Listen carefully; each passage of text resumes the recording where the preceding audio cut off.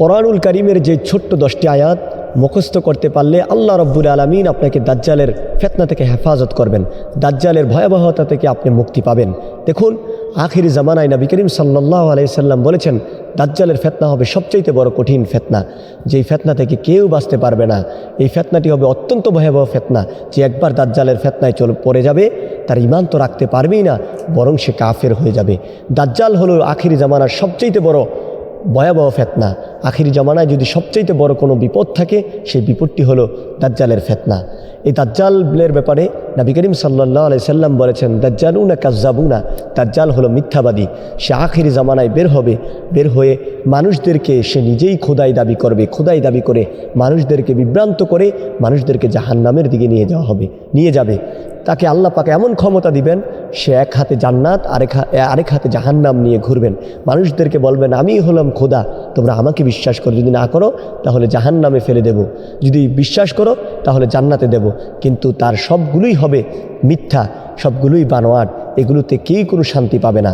এই দাজ্জালের ফিতনা থেকে বাঁচার জন্য নবী করিম সাল্লাল্লাহু আলাইহি সাল্লাম হাদিসে নববীতে আমাদেরকে বিভিন্নভাবে সাবধান করেছেন, বিভিন্নভাবে আমাদেরকে বলেছেন। আল্লাহ রাব্বুল আলামিনও আমাদেরকে দাজ্জালের ফিতনা থেকে বাঁচার জন্য বিভিন্ন উপায় আমাদেরকে বলে দিয়েছেন। তা আমরা যেন আখিরি জামানায় আমরা যেন দাজ্জালের ফিতনা থেকে, দাজ্জালের ভয়াবহতা থেকে বাঁচতে পারি, এজন্য আমাদেরকে সতর্ক থাকতে হবে।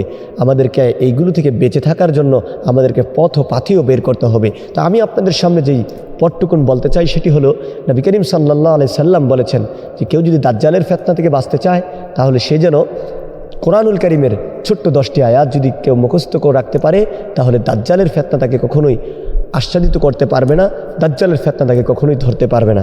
চলুন সে হাদিসটি আমরা একটিবার জেনে আসি।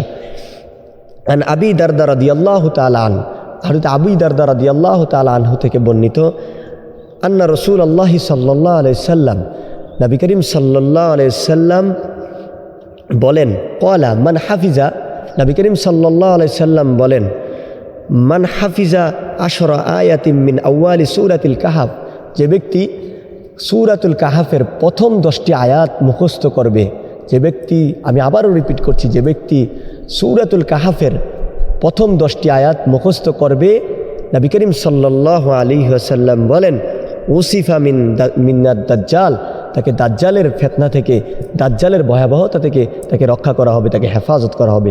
সুবহানাল্লাহ।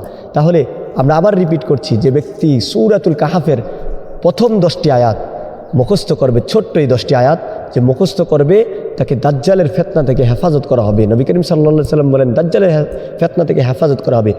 মুসলিম শরীফের আরেক বর্ণনায় এসেছে, মিন আখির সূরাতুল কাহফ, অর্থাৎ সূরাতুল কাহফের শেষ 10 আয়াত যদি কেউ মুখস্থ করে তাহলে সে দাজ্জালের ফিতনা থেকে বাঁচবে। অর্থাৎ দাজ্জালের ফিতনা থেকে বাঁচার জন্য সূরাতুল কাহফের শুরুর 10 আয়াত কিংবা শেষের 10 আয়াত যদি কোনো ব্যক্তি মুখস্থ রাখতে পারে, তাহলে আল্লাহ রাব্বুল আলামিন তাকে এই দাজ্জালের ফিতনা থেকে, ভয়াবহ ফিতনা থেকে, দাজ্জালের ফিতনা থেকে সে রক্ষা পেয়ে যাবে। যেদিন দাজ্জালের ফিতনা থেকে যে রক্ষা পাবে সেই মুক্তি পেয়ে যাবে, সেই জান্নাত পাবে। আর যে দাজ্জালের ফিতনায় পড়ে যাবে সে ধ্বংস হয়ে যাবে, সে ঈমান হারা হয়ে মারা যাবে। এজন্য চলুন আমরা কোরআনুল কারীমের সূরাতুল কাহফের প্রথম দিকের 10টি আয়াত অথবা শেষের দিকের 10টি আয়াত আমরা মুখস্থ রেখে দাজ্জালের ফিতনা থেকে যেন আমরা বাঁচতে পারি। আল্লাহ রাব্বুল আলামিন আমাদেরকে তৌফিক দান করুক, আমিন।